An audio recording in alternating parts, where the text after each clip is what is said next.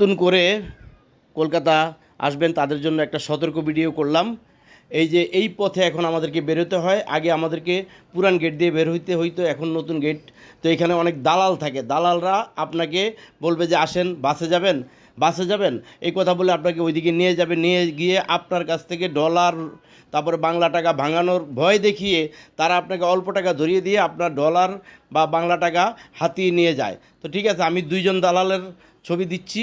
এই যে টাক মাথা, এই যে টাক মাথা, এইটা হইলো প্রধান দালাল। এর চেহারাটা ভালো করে চিনে রাখেন। তারপর ওই যে দেখেন আরেকটা ভিডিওতে দেখেন, ওই যে পিছনে ওর পিছনে বসে আছে, এরা সবাই দালাল। তো আমি এই ভিডিওটা এর আগে করেছিলাম, কিন্তু তখন আমি এই দালালদের ছবি দিতে পারি নাই, তাই এই দালালদের ছবিটা আমি কালেকশন করেছি, করে আবার আমি নতুন করে ওই ভিডিওর মধ্যে এই দালালের ছবিটা অ্যাড করে আবার দিলাম। তো আপনারা সবাই সতর্ক থাকবেন। অন্তত কলকাতা বর্ডারে যাওয়ার পর যখন বের হবেন এই যে এখান দিয়ে বের হওয়ার সময় আপনাকে এই দালালদের সম্মুখীন হতে হবে। তো সবাই সতর্ক থাকবেন। নতুন করে কলকাতা আসবেন তাদের জন্য একটা সতর্ক ভিডিও করলাম। এই যে এই পথে এখন আমাদেরকে বেরোতে হয়, আগে আমাদেরকে পুরান গেট দিয়ে বের হইতে হইতো, এখন নতুন গেট।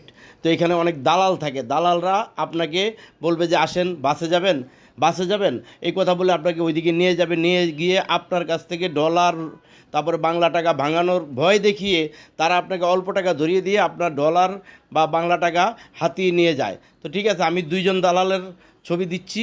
এই যে টাক মাথা, এই যে টাক মাথা, এইটা হইলো প্রধান দালাল। এর চেহারাটা ভালো করে চিনে রাখেন। তারপর ওই যে দেখেন আরেকটা ভিডিওতে দেখেন, ওই যে পিছনে ওর পিছনে বসে আছে, এরা সবাই দালাল।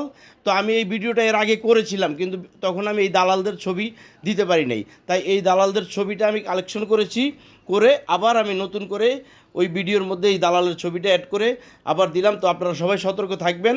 অন্তত কলকাতা বর্ডারে যাওয়ার পর যখন বের হবেন এই যে এখান দিয়ে বের হওয়ার সময় আপনাকে এই দালালদের সম্মুখীন হতে হবে। তো সবাই সতর্ক থাকবেন।